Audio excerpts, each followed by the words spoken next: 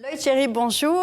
Vous êtes journaliste au Point Pop, spécialiste de romans de science-fiction. Vous avez participé à ce hors-série sur les chefs-d'œuvre de la SF.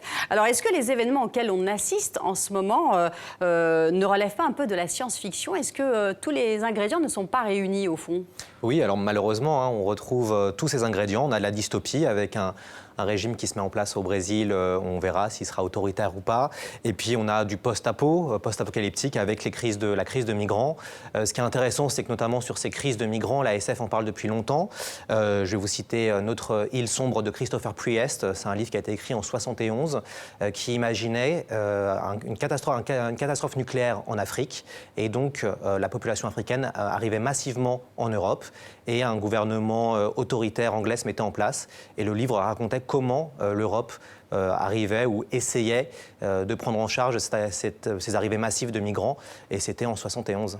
Et en fait, c'est le chaos qui fait peur. C'est cette thématique de tout d'un coup, on pourrait se retrouver totalement dépassé par une série d'événements. C'est ça.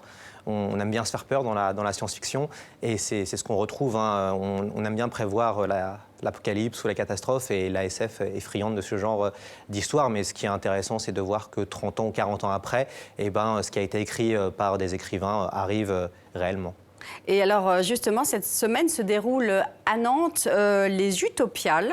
C'est un grand rendez-vous d'auteurs de science-fiction. C'est un genre qui plaît ? Oui, de plus en plus. Les Utopiales, donc comme vous avez dit, ça se passe à Nantes. Il y a 70 000 personnes qui viennent aux Utopiales. On mélange science-fiction et science. Donc il y a beaucoup de scientifiques, il y a aussi beaucoup d'auteurs de science-fiction. Ce n'est pas une convention comme les autres. Et en effet, la science-fiction est de plus en plus populaire. On la voit au cinéma, dans les séries TV, dans les mangas, dans les BD, dans les jeux vidéo. Donc la SF est de plus en plus populaire, de plus en plus grand public. Et elle commence à gagner ses lettres de noblesse. Et quel auteur a été précurseur? Quand est-ce qu'on peut commencer à dater les débuts de la science-fiction? Alors, on pense souvent à deux auteurs. On pense à Jules Verne. En 1860-70, c'est l'écrivain français nantais aussi. Jules Verne, on pense aussi à H.G. Wells qui a écrit la Guerre des mondes. Ce qui est intéressant avec Jules Verne, c'est qu'il est français. C'était un des premiers vraiment à créer de la féerie scientifique, il appelait ça comme ça. Il faisait beaucoup de recherches, il était très en avance technologiquement et sur les recherches aussi de son temps. Et il essayait d'être le plus réaliste possible en mettant des moments ce qu'il appelait extraordinaires. Et il adorait écrire ça. Ce qu'il faut savoir pour Jules Verne, pour la petite histoire, c'est que c'est un des auteurs les plus traduits dans le monde, 20 milieux sous les mers que nous traitons dans leur série, et le livre le plus traduit, le 5e livre le plus traduit en 174 langues. Et pourtant, l'ASF est un peu sous-représentée au niveau international, non Alors la SF française peut-être, parce que en ce moment la SF est plutôt dominée par le monde anglo-saxon. Ça fonctionne très bien, c'est plutôt eux qui vendent le plus de livres. La SF française a connu différentes étapes. Mais c'est un genre qui a été longtemps boudé, un peu par condescendance aussi de la part des autres auteurs. Tout à fait, pas forcément. Oui, et puis même au niveau de l'édition, c'est vrai que la SF, c'était un peu comme le polar ou la bande dessinée. C'était les récits pour les enfants. C'était pas vraiment pris au sérieux. Et depuis quand même quelques temps, depuis une bonne dizaine d'années, c'est pris de plus en plus au sérieux. Ce qui est intéressant, c'est qu'on a certains auteurs qui font de la littérature blanche, font de la science-fiction. Je pense à Michel Houellebecq, notamment.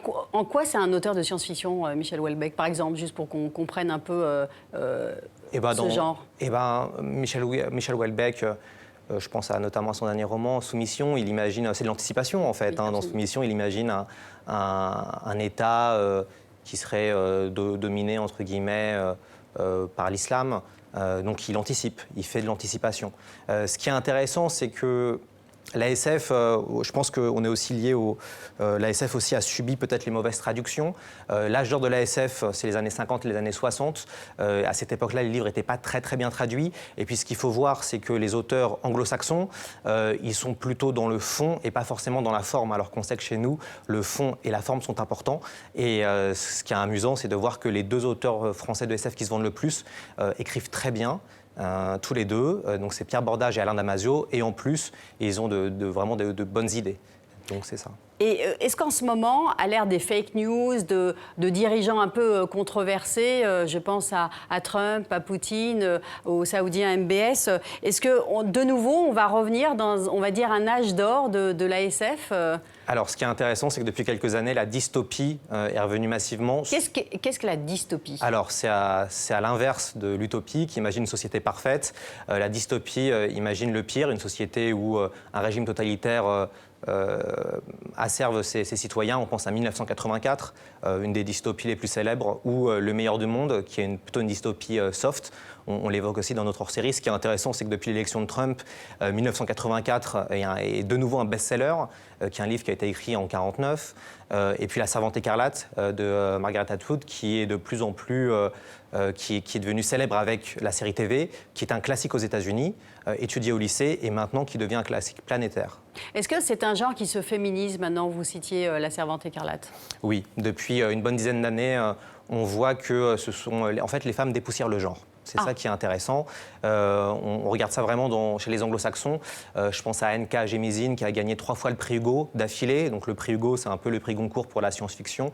Il y a Nnedi Okorafor. Ce qui est intéressant, c'est que Doris Lessing, qui est décédée récemment, mais elle a gagné le prix Nobel de littérature. Elle faisait de la science-fiction en 2007.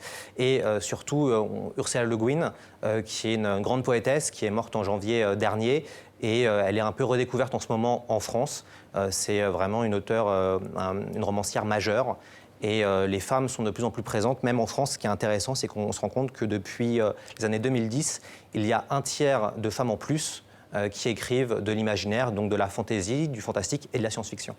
Merci beaucoup Lloyd Cherry d'être venu.